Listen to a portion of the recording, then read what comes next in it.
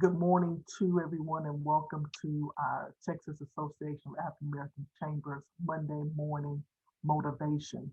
We are very pleased today to welcome the president of the NAACP for the state of Texas, Mr. Gary Bledsoe. As always, we want to thank our president for his efforts. And we all are aware of the issue that we are discussing today is yet another example of how important chambers are and how vigilant we have to be in terms of advocating for African Americans and African American businesses. I want to turn it over to our president to do an official opening and welcome to our guest speaker, but looking forward to a very engaging conversation. And I want to thank all of our chamber leaders from across the state for participating with us. Mr. President. All right, thank you so much, Madam Chair, and good morning, everyone. As Courtney mentioned, we have particularly over the last 3 weeks, have been as an organization have been actively engaged in conversations around House Bill 6 and Senate Bill 7, characterized and accurately as voter suppression bills moving through the Texas legislature. The Senate has approved or voted its measure out to its full floor. This House bill has not yet reached that point. We do expect that it will, and given the partisan makeup of both houses, I expect that both bills will pass unless something drastic happens, and that is what we're trying to do with conversations like we have scheduled for this morning, providing the something drastic. For our purposes as a business advocacy organization, I think this is the perfect example of the intersection of, or in this case, the collision of politics and economics. Just prior to our starting our meeting, we had a conversation about how we can advocate at the municipal level for increased opportunity for our members. One unfortunate probable outcome of a bill like these that are proposed is a decrease in representation, particularly at the state level, but it will filter down to the local level. So if we don't have the ability to elect representatives that are reflective of our interests, then the likelihood of our being able to influence procurement decisions is dramatically lessened. And that certainly can't happen in a state as growing as dramatically in Black population as is Texas. And so we want to make sure that our voices are heard. We did, as an organization, issue a statement reflecting our commitment to working with the Texas Legislative Black Caucus, with the state NAACP. President Bledsoe wrote me into a task force, if you will, and he'll talk about that with the League of Women Voters, Texas Association of Mexican American Chambers of Commerce, and a number of other organizations. He has one of his stalwart supporters, Ms. Sam Soborn, on with him this morning, who'll kind of give us a more intricate look at the details of both legislative proposals and why it's so critical that we oppose both measures. So without further ado, Gary Bledsoe really doesn't need much introduction. He has led our state's NAACP for about 3 decades. He's battle tested and battle proven. And before you jump in, Gary, I want to make folk understand how the ankle bone is connected to the knee bone, and that is, should these two bills be passed, the next hurdle is the energy that they will lead to or lend to redistricting, which is going to be the 1-2 punch. Really disastrous potential because that's the next fight that's coming. And if they're feeling energized about having been able to suppress votes, then the fait accompli will be redistricting in their behalf. So without further ado, Gary, thank you so much for joining this morning, and the floor is yours. Okay. Charles, thank you so much, and thank you so much for your leadership, and thanks so much for all the things you guys have done over the years and the fight that you guys continue to wager on behalf of minority businesses in this state that are essential. We know that every session there is a big issue with the hub laws and trying to continually expand the groups that are covered, and so there's always a fight to make sure that African American businesses continue to have participation, and it gets more and more difficult each session. So we know you guys have been the leader on that, and we've always appreciated working with you on that, and realize that that's even another issue we have to worry about. So I think first things first in one way, and because this new set of bills that have been put forth this session are so significant that we all need to understand what's actually occurring.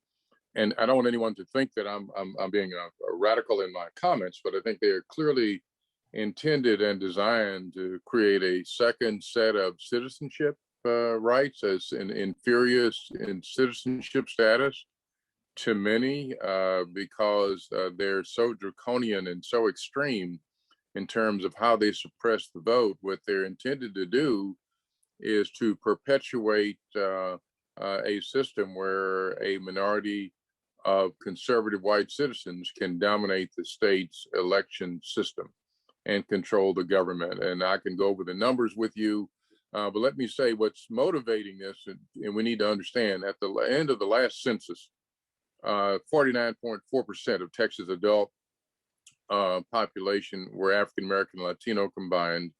And when you add other minorities, they were about 55%. Those numbers have continued to grow. As you know, Texas has gathered another couple million people.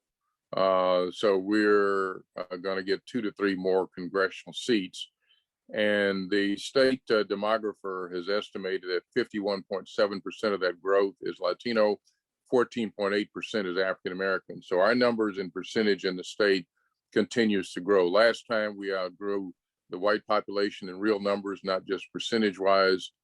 This time we're right below the white population. They're about 1 percentage point ahead where the black population is of the new group that's coming in. But when they were 45% of the population and we were 12%, you see where that means our numbers are increasing and their numbers would be decreasing. So right now, you probably have 43% white population, and the conservative white population is much less than that. So you can see there's the idea that we need to maintain power, and people have looked at Georgia and decided that, boy, this is really a problem. And so they're trying to stem the tide and make sure that doesn't happen in Texas. So the proposals this session, we had proposals last session that were voter suppression bills like SB 9, but they were kind of like in the modern day voter suppression, somewhat within the purview of, we know these kinds of things are going to come up, we're going to fight them.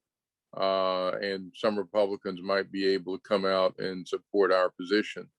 The ones this year would make the people in the 1923 legislature that passed the bill that said no black people could vote in the Democratic primary, they would be proud of these bills. These bills they're clear, they're draconian, they're pervasive. There's so much in each one of HB 6 and SB 7 that I could go over for quite some time. But I need to know too, though, there are about 40 voter suppression bills that are pending this session. And so we have to make sure that we keep our focus on all the bills, because some feel as though the strategy is to have us, it's kind of the rope-a-dope strategy, right? And have us focusing all of our attention on HB 6 and SB 7, while these other small bills that do the same thing, but just piece by piece, while those are being passed. So we have to keep our eyes on all of these bills. But I just want to let everyone know that this is not hype. This is not exaggeration.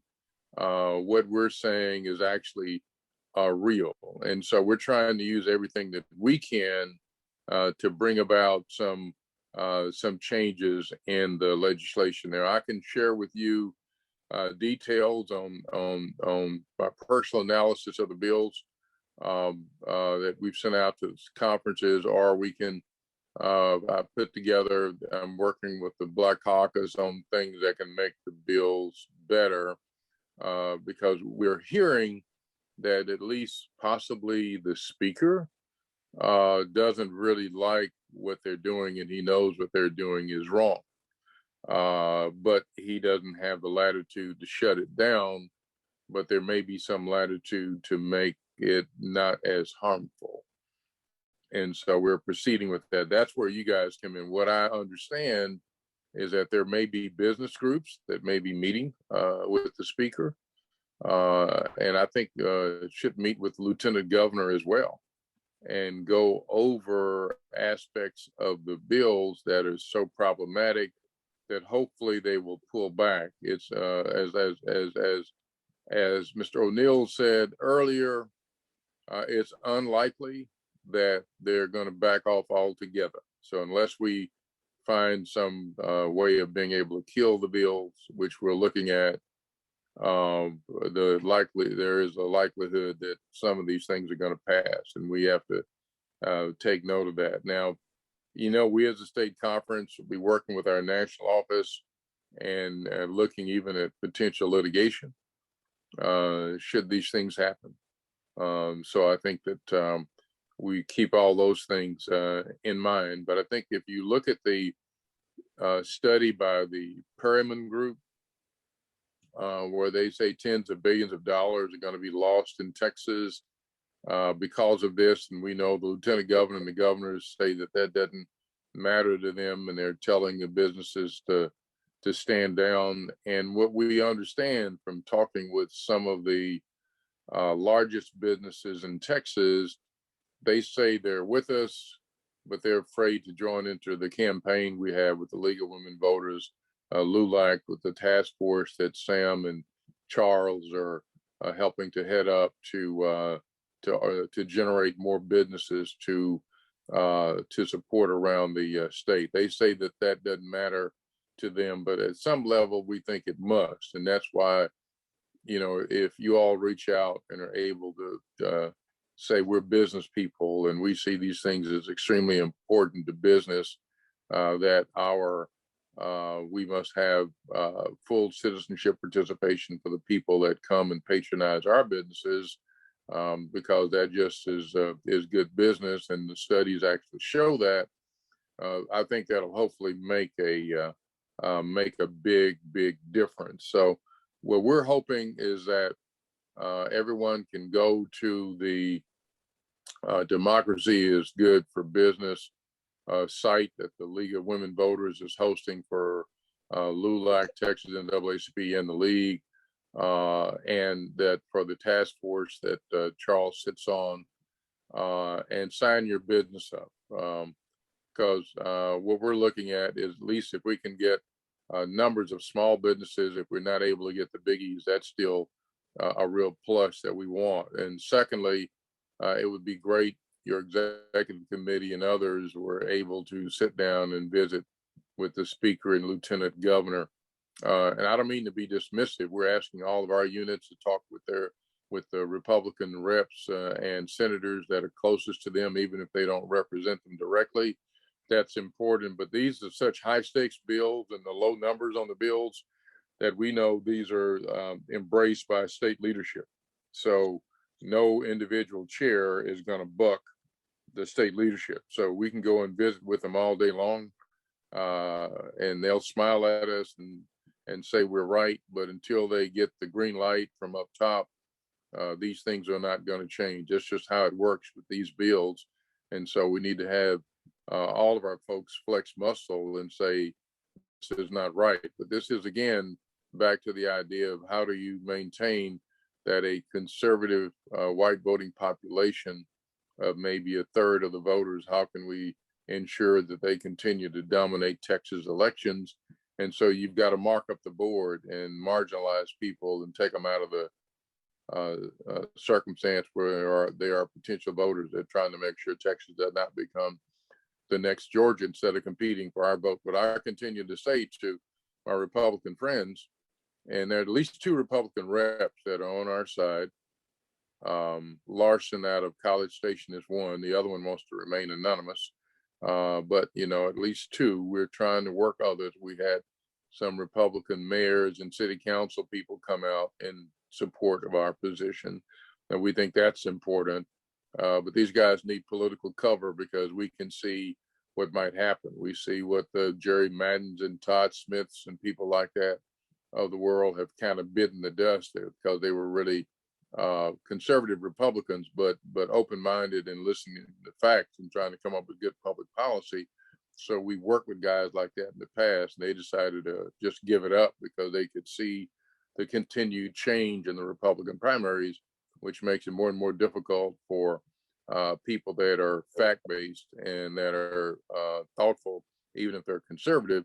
It's harder for them to get reelected, and I think they see that.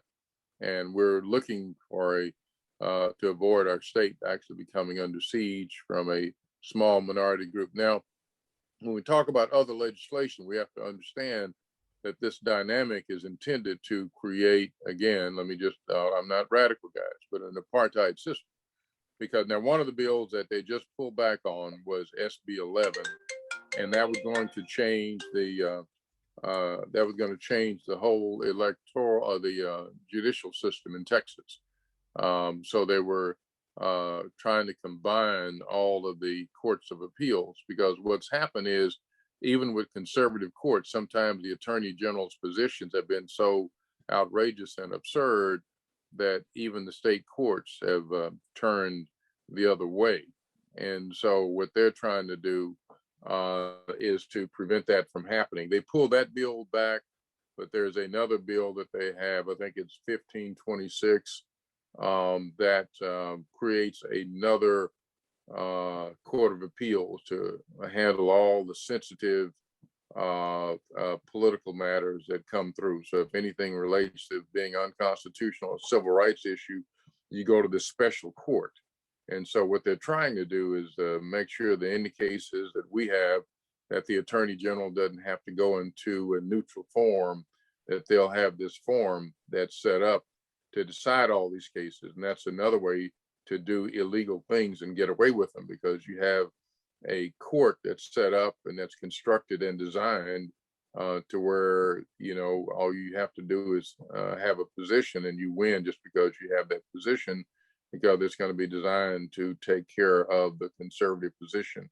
So that's a real threat. And we think it's unconstitutional, but it's already passed the Senate.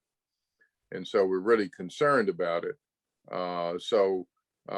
This whole thing is designed to operate together because of the fears. And so, again, like I said to the 3-judge panel, 2 Republicans and 1 Democrat during redistricting, we want Republicans to compete for our vote. We don't want to be, I think it's good for our community if Republicans and Democrats are competing for our votes.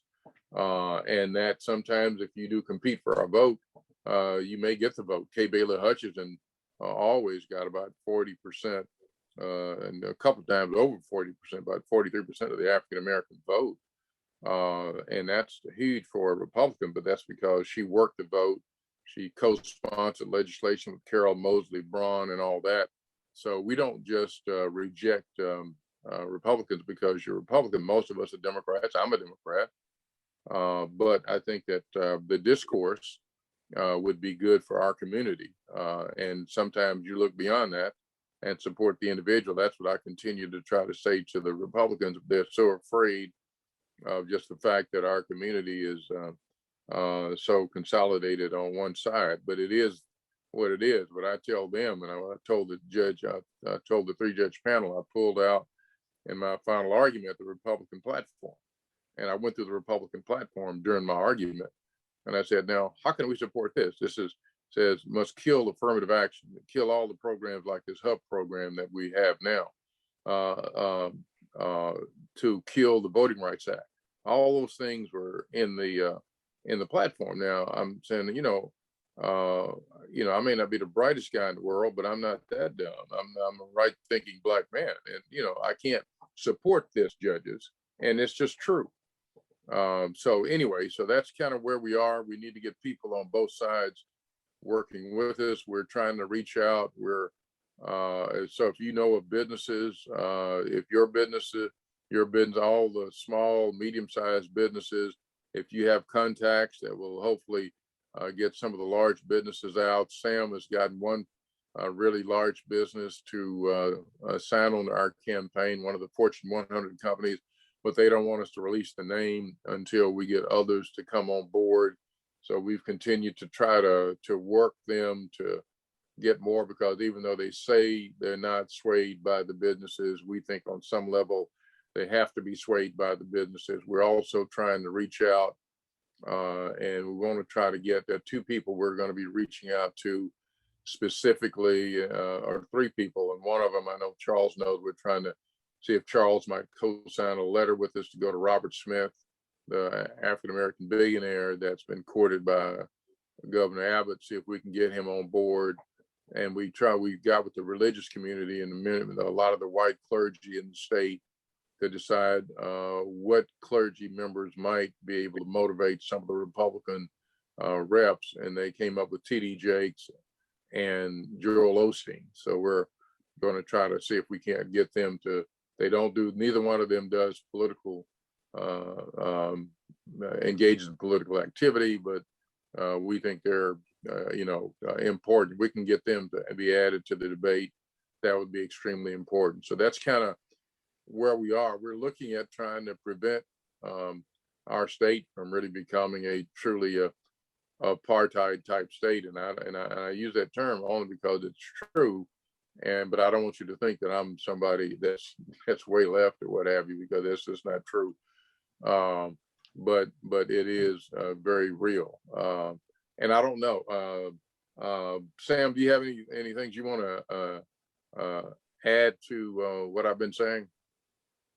And Sam, before you jump in, Sam, thank you so much for joining us, number one. But one thing then I'd like for you to address this is because I think I was on one call earlier this month, and we were being challenged to engage our members, and my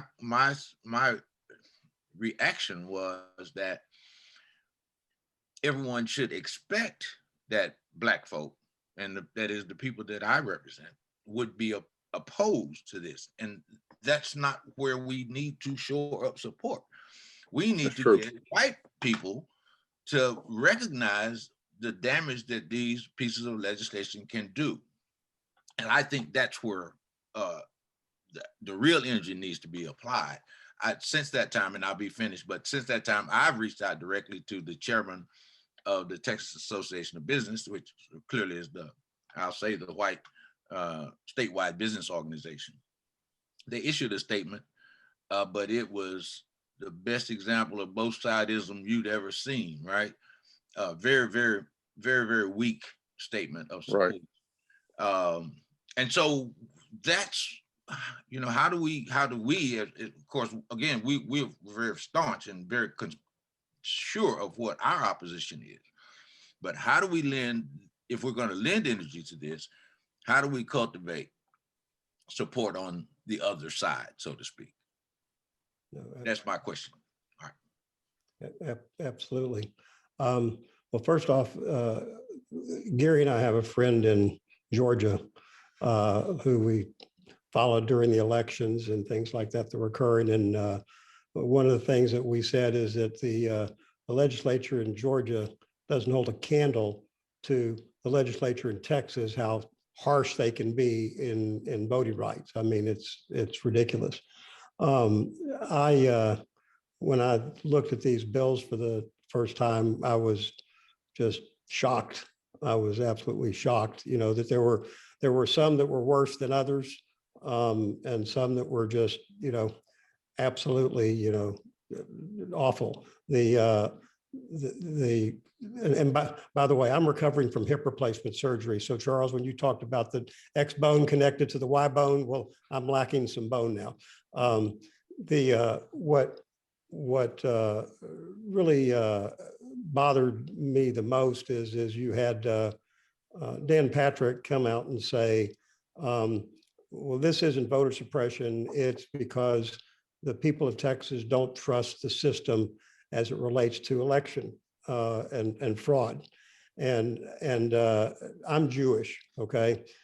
In Yiddish, there's a word called chutzpah. I don't know if you know what chutzpah is, but the joking definition of chutzpah is the person that kills their mother and father and then pleads for mercy on the court on the grounds they're an orphan.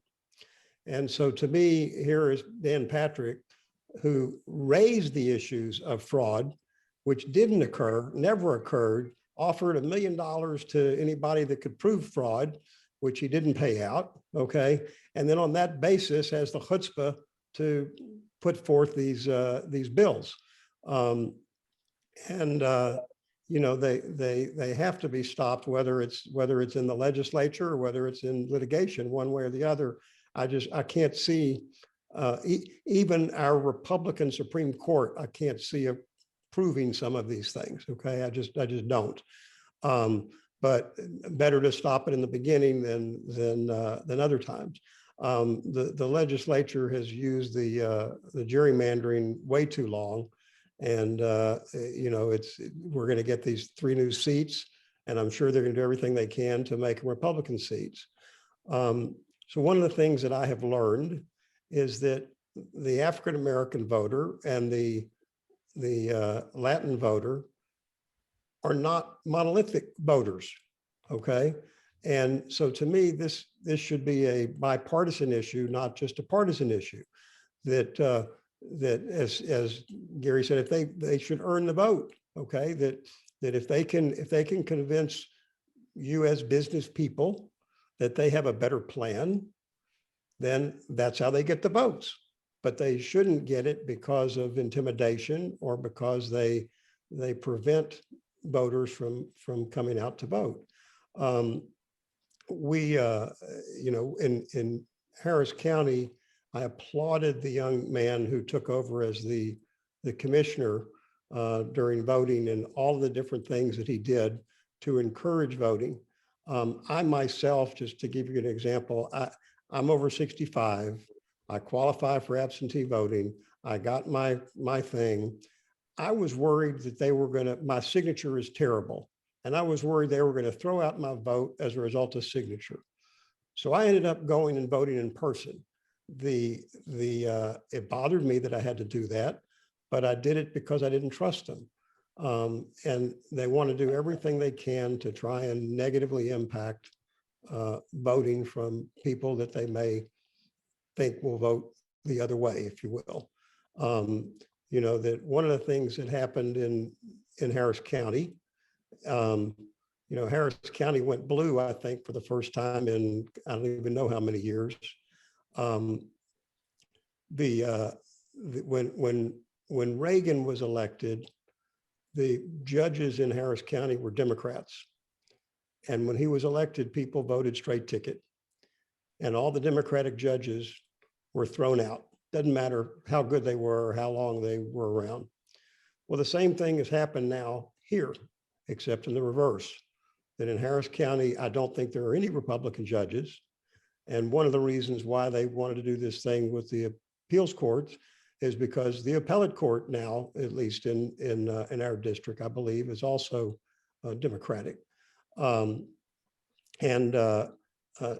me, people need the equal rights to vote, and businesses need to support it because they need to put pressure on the legislature. Even though Patrick says, well, businesses should stay out of politics.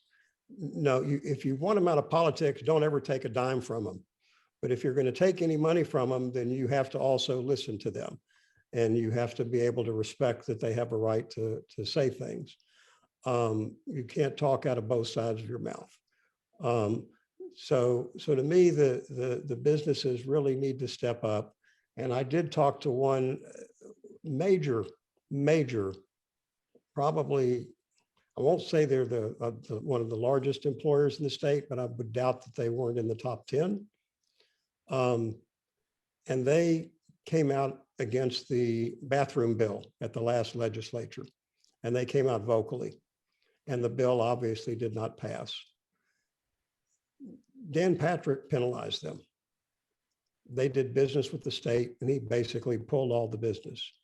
And so these folks, while they really believe in what we're doing, are afraid that if they step into more specifics rather than general, they have made, it's a national company, they have made national comments, that Patrick will do things to him.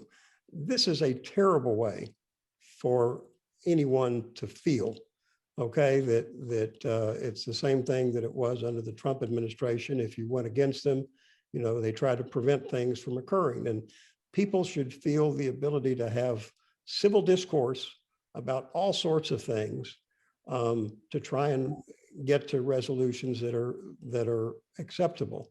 You know, one of the things that I mentioned about the in a press conference about this bill on people being able to go into a precinct and be a poll watcher, I said they need to require that the poll watcher lives in the precinct.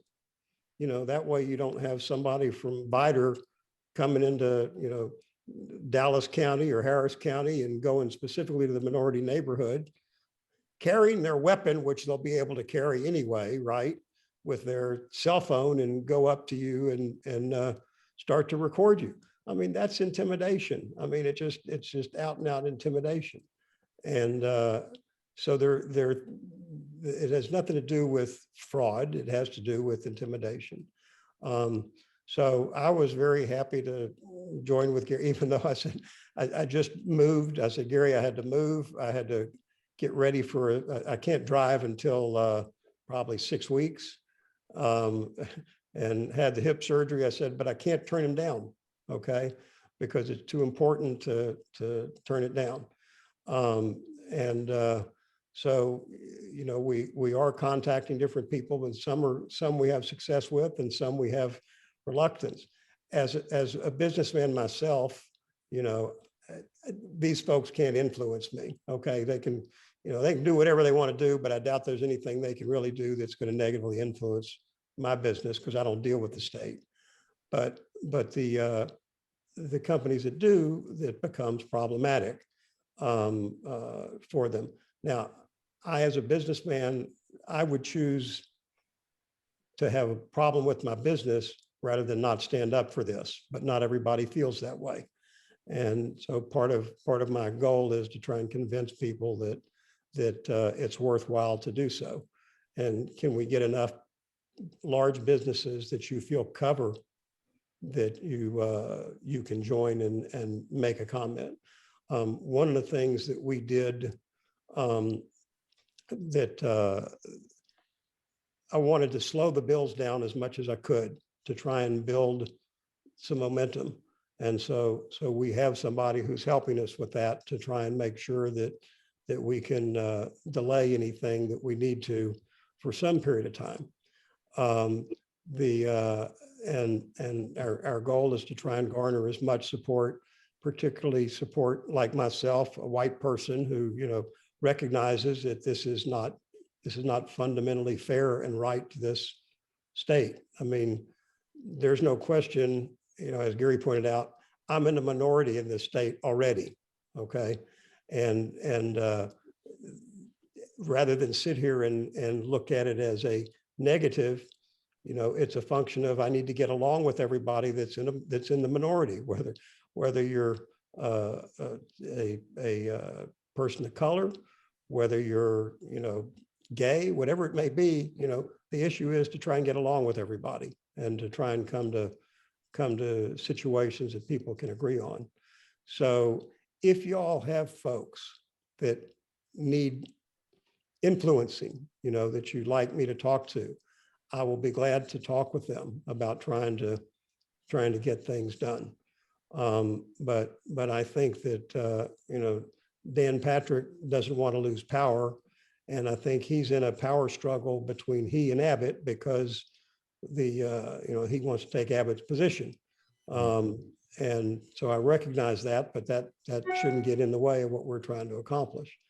So anything we can do to get more people involved, to put pressure on them. And we're not talking about boycotts, it's going to happen. Okay. We're not advocating it. The group that we have with LULAC and League of Women Voters, we're trying to take a positive spin, not a negative spin, so that businesses don't feel like they're joining in a boycott movement.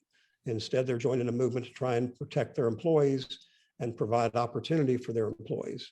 And one of the things that I mentioned is in the old days, lack of regulation and no income tax and things of that nature and tax incentives created the opportunity for businesses to move to Texas. That's no longer as important as it is having a workforce that feels comfortable living in that city. And whether that workforce is minorities or whether that workforce is white people that have moved from other areas, that they lived in California or they lived in New York, it's the same thing. They want to know that they live in a state that is, reasonable. I've teased my wife for years that Texas is a terrible place if you're a woman, the way they mistreat women in legislation. But we need to be able to overcome this. And the only way to overcome it is to be able to vote people out, both at the legislative level and the gubernatorial level, so that we can get some semblance of reasonableness in the legislature. If anybody has any questions to me, I'd be glad to answer. Sam, thank you very much. And President Bledsoe, thank you both for joining us. My name is Matt Houston. I serve as Vice Chair of TAC, but I'm also part of the NAACP Next Gen program, the national program. So I appreciate this intersectionality. And if you want to, Mr. Bledsoe, we're recording this and sending, we'll have a YouTube link. If you want to provide this to the Texas Council at NAACP, we can do that as well, just FYI. That'd be great. Thank you. Perfect. So I am monitoring the questions on the chat feature. Members, TAC members, if you have questions, please write them in the chat. The first question comes from our chair. And President Bledsoe, you mentioned a study on the effect voting has on business done by Pellman. Can you expand upon that and get an exact name of the study? It's the Perryman Group. So yeah, it's the Perryman, P-E-R-R-Y. And let's see here. I have, let's see here. There is, let's see here. There's an article, let's see here. And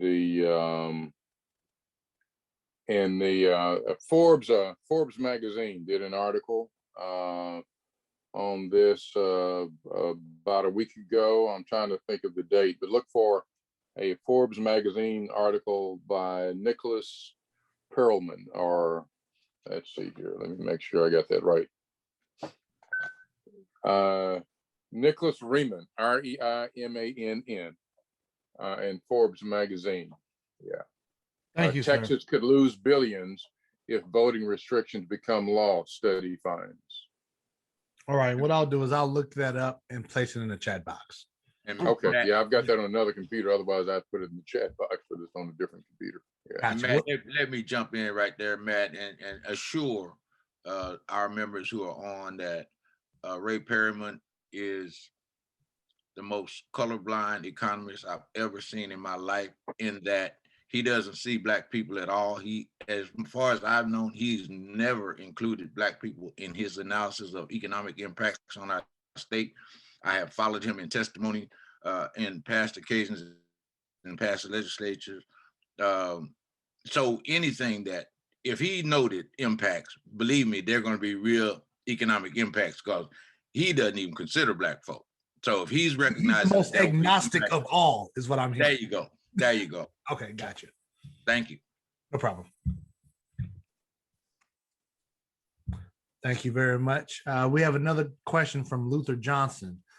Do we have a PowerPoint deck or some other easy way to easily articulate our democracy is good for business agenda to other organizations? Go to the League of Women Voters website, lmvtexas.org. And there is a page dedicated to the league, LULAC, and NAACP, and they talk about Sam, Charles, and all the folks on the committee, and they give you other resources, articles, and they discuss democracy is good for business. So I think that's kind of like the coalition webpage that we have that's being handled by the League of Women Voters.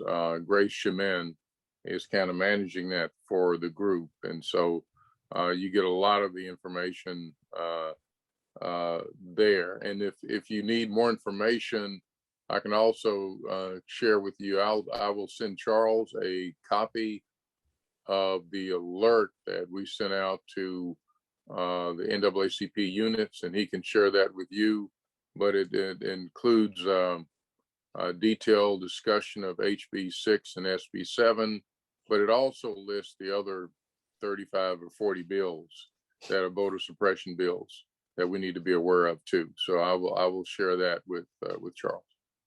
Good deal. And he can share it with the group. Yeah. Thank you. Would you also, I'm assuming that's also a great segue with Charles's comments, asking if we can get the laundry list of other suppression bills we should be watching for. So yeah, I know you said they're in there. They're in there. Okay, perfect. They're in there. Yeah. Good deal. I added the Forbes article in the chat box. So if you all would like to see the article, it's available on your chat feature. So Matt, the only problem with the other bills is that, from what I understand, there's a new one pops up every day. I mean, it's ridiculous. It really is. Well, one other thing that will happen, but I'm sure they don't want to come out and say it, but there won't be an NCAA game here ever if they pass this stuff. There won't be an NFL All-Star game or Super Bowl or any of that stuff happening here either. I mean, you already saw what took place where Major League Baseball, I guess, moved from Georgia to Colorado. And you know, they're speaking with their, you know, with their abilities. Okay, and so I think that the pro sports, the college sports, can't continue to do things here. Now that's probably part of what Perryman has in its 15 billion, but here you have Jerry Jones up in your area who his AT&T Stadium is always hosting, you know, these football games. You know, he ought to join forces and try and get this stuff stopped, because they're going to stop going to AT&T Stadium. Exactly. Thank you. Thanks for that breakdown, because this is a great way that even people who are advocates or advocate for Black organizations or Black businesses can go across the aisle to their larger white counterparts and show the macroeconomic impacts in their businesses. Right. And I think that needs to be articulated. Good deal. Are there any other questions? What I will do actually is open the boxes up for open discussion. We have about 12 people on the call. So I want to change the view to our community view. And if there are any other questions, please unmute yourself, state your name. Brevity is key. We have about 8 minutes left. And I want to spend 4 minutes here on this time, and then we'll wrap up our call with our remaining 4 to 5 minutes. So are there any other questions for our speakers? I honestly think you all did a great job explaining. I learned a lot this hour, and I thought it was very beneficial for me to see the cross between Black advocacy organizations, Black business advocacy organizations in the state, and Black legal and civil rights organizations working together. And so I really strongly urge all of us to send this link to our networks to show, one, the partnership, to inform our community so that we can all figure out a plan together to work that. Ms. Guest, I see that you have a question. Yes, ma'am. You're on mute, or your microphone is muted.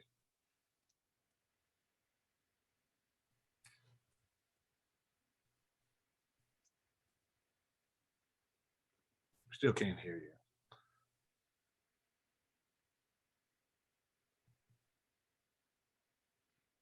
Uh-oh. Oh no. Okay. While she's trying to work on that, I do have a quick one that I'm sure you can speak on.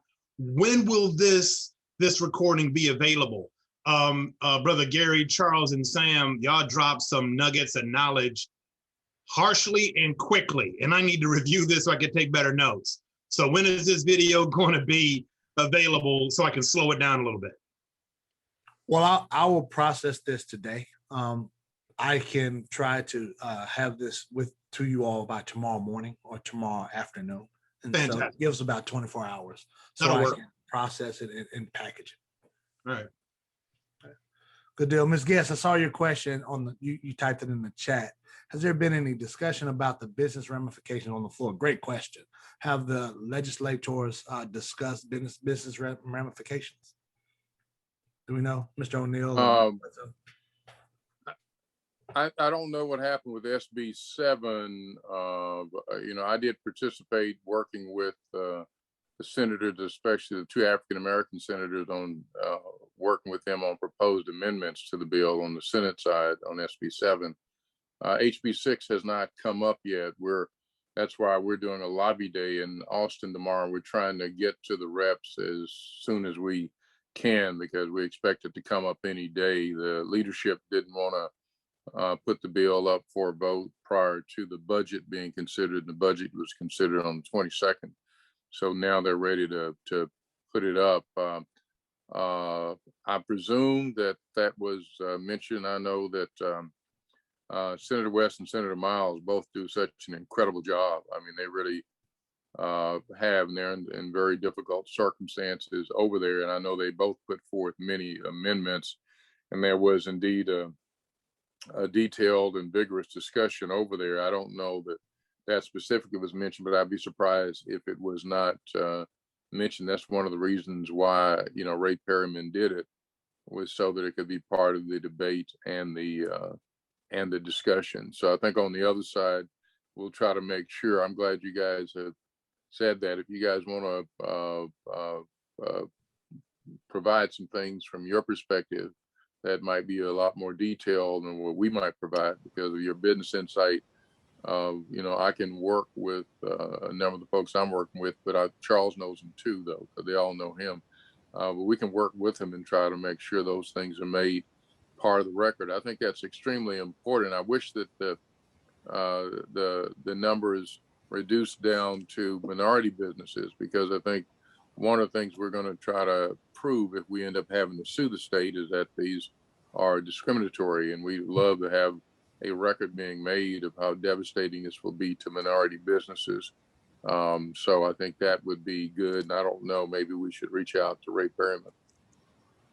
I think, Matt, if you will, I think this points out how critical it is that we use our voice, because, again, with 2 senators out of 31, 17 in the House out of 150, with full legislative agendas going on exclusive of these particular items.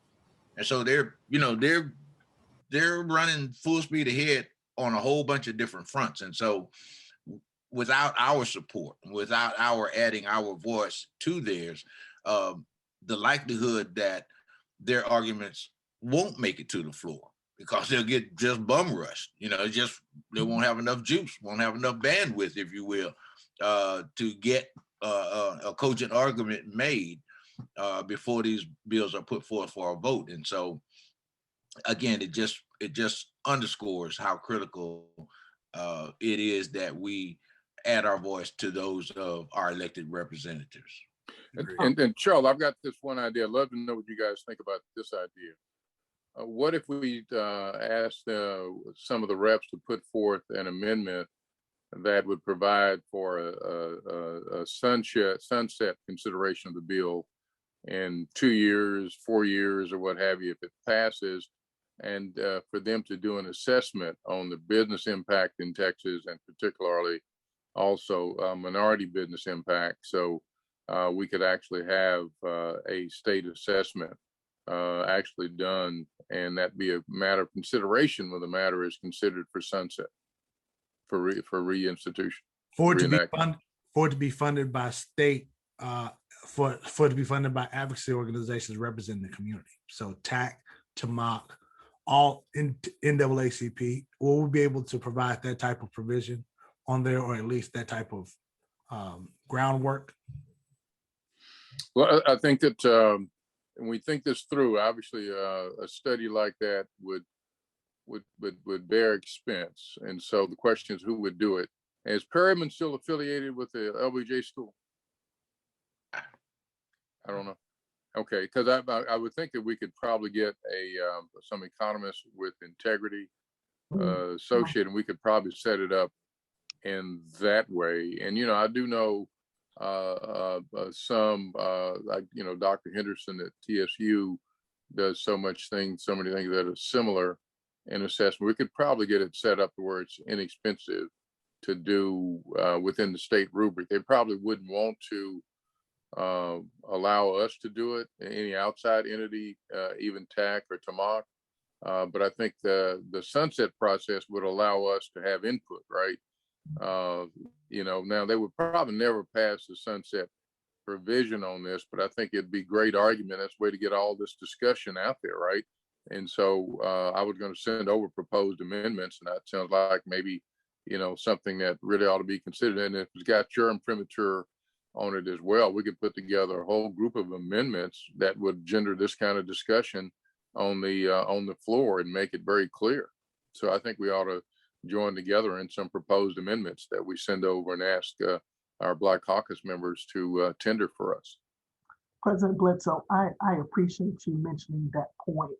My vantage point and viewpoint of it is that if it is going to pass, what pressure or what assistance are we putting on our African American leaders and friends in the Texas legislature to see how this can be modified?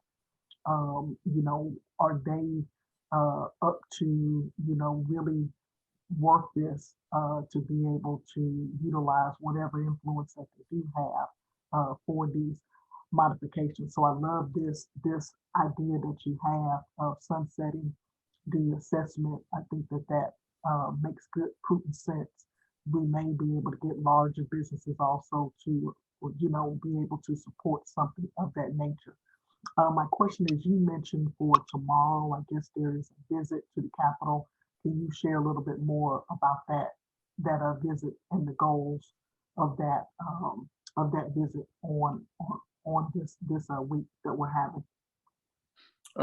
We've been so concerned about trying to have the most contact with the legislators, the House members, before the vote on HB6. HB6 and SB7 are terrible. My personal assessment is HB6 is worse. And so we're trying to get to individuals prior to the vote. And the way they've done it so far this session is you don't know until a couple of days beforehand that a bill is actually going to be heard. And so we had heard through the rumor mill that it wouldn't come up before the 22nd. So we wanted to have some kind of advocacy day. Now, I know we have COVID and many of our units probably will not be participating. I think we'll have a nice critical mass of people there tomorrow. We won't have nearly as many as what we normally have, because we normally have ours on the same day that TAC has its, and we're all there together on the same day. But many of our folks are afraid of COVID and don't want to appear. But for those who've been fully vaccinated, or some of the younger ones who don't mind, I think that we know. So I do know that we're going to have, several chapters have indicated they're going to be there, but not that many. So what I'm asking him to do is, and I went over this with the executive committee last night to see if anybody had objection. I'm asking them to focus their time on the Republicans, because that's where the issues are. So I'm asking him, even if it's not your rep or your senator, if there's one nearby in your area that you might have influence over, you make an appointment to go talk to that Republican senator, that Republican House member, and assess where they are. And if they're not available, get their staff. And I'm asking everybody to drop by the Speaker's office and the Lieutenant Governor's office to do the same. And I think what Sam mentioned earlier is so true. The rubber meets the road with the Lieutenant Governor. Let's just be honest and be real about this. The Lieutenant Governor he's the quarterback in Texas. He calls the shots. No disrespect to the governor, but he's more powerful than the governor. And so if anybody is going to be able to authorize the change in this legislation, it's going to be the Lieutenant Governor, not the governor or what have you. It's going to be the Lieutenant Governor. And to the extent that the House has some influence, the Speaker of the House, we know we want to reach out to him as well. Not trying to take the governor off the hook, but I think everybody knows who the quarterback is, and that's the Lieutenant Governor. So we need to spend our time. So we're trying to go after the Republicans. We know at least two of them feel that way. You know, I've talked to some former Republican officials, and very highly positioned Republican officials, and they're all with us. One of them has kind of spoken out publicly, but we're trying to get what we can, and they realize that most of these guys are really afraid of primary challenges, and so that's the big issue that we're running into. So we realize that's one of the reasons why we need to try to also have the idea of trying to get them to modify the bill. So tomorrow we have our units trying to go and visit the Republicans. We're going to start out with a news conference. Rep Ron Reynolds, the vice chair of the Legislative Black Caucus, and it's going to be co-sponsored by the League and LULAC. And we're going to talk about both the voting bills primarily, but also the criminal justice legislation. We're hoping that the verdict up in Minneapolis might provide some impetus for some of the change. And so we know that so the George Floyd Act, the Bottom Gene Act, or the Crown Act are the three things that we are supporting. Yeah. Good deal. Well, thank you. Thank you very much for your presentation, President Bledsoe. Thank you, Sam, for your contributions and your context for us to understand how this is a statewide issue, and it's not just about the members of TAC, but all of our communities can work together to combat this voter suppression, because we collaboratively we can make moves. And so thank you all. Madam Chair or Mr. President, do you all have any other comments before we conclude, because we are approaching the hour mark of our program? Just a thank you to our speakers, and thank you to all of our chambers for being a part. Thank you. Thank you, Mr. President. Thank you guys for what you do, and I'm honored to be part of your meeting this morning.